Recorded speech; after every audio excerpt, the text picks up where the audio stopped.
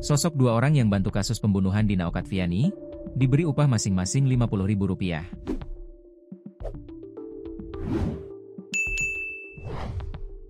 Sosok dua orang yang membantu Herianto, pelaku pembunuhan pegawai minimarket di Purwakarta, Jawa Barat akhirnya terungkap.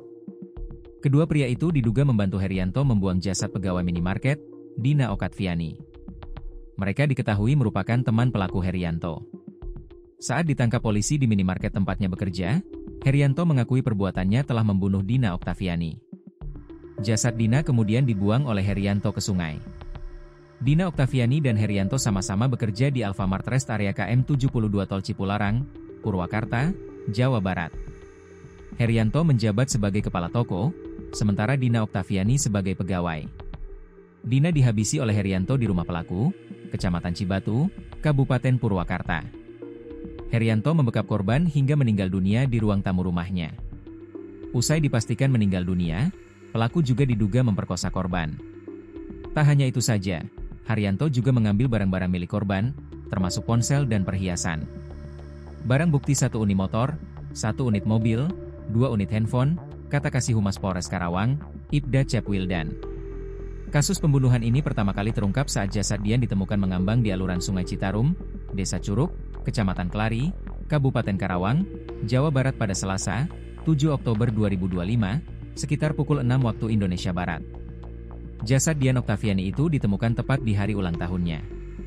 Warga saat itu melihat tubuh mengapung di permukaan air. Setelah didekati, sosok tersebut ternyata merupakan perempuan dan sudah tidak bernyawa. Setelah dilakukan penyelidikan, polisi akhirnya menangkap Herianto di rest area 72 Tol Cipularang, Purbalenyi Desa Cigelam, Kecamatan Babakan Cikao, Kabupaten Purwakarta. Kepada polisi, Herianto mengaku mengambil barang-barang milik korban dan sebagian telah dijual. Menurut dia, saat membawa menaikkan korban ke dalam mobil, ia tak dibantu oleh siapapun. Dirinya menyebut kalau tubuh korban enteng sehingga tak perlu bantuan orang lain. Namun saat membuang jasad Dina, Herianto mengaku dibantu oleh 2 temannya saat kuliah. Kedua temannya itu diketahui bernama Otau dan Robi. Herianto mengaku bahwa ia membohongi 2 temannya, Otau dan Robi. Ia mengatakan menitipkan handphone Dian ke Otau dengan alasan miliknya. Karena sudah membantu dan mau dititipkan, Herianto memberi imbalan pada Otau dan Robi. Bukan hanya ketitipan barang, Herianto juga menjebak 2 temannya untuk membuang jasad Dian. Jadi setelah dibunuh dan disetubuhi, jasad Dian dimasukkan ke dalam kardus. Herianto memasukkannya ke dalam mobil yang dia sewa.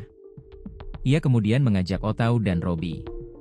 Menurutnya 2 temannya memang tak curiga, mereka justru takut karena mendengar daya tipu Herianto.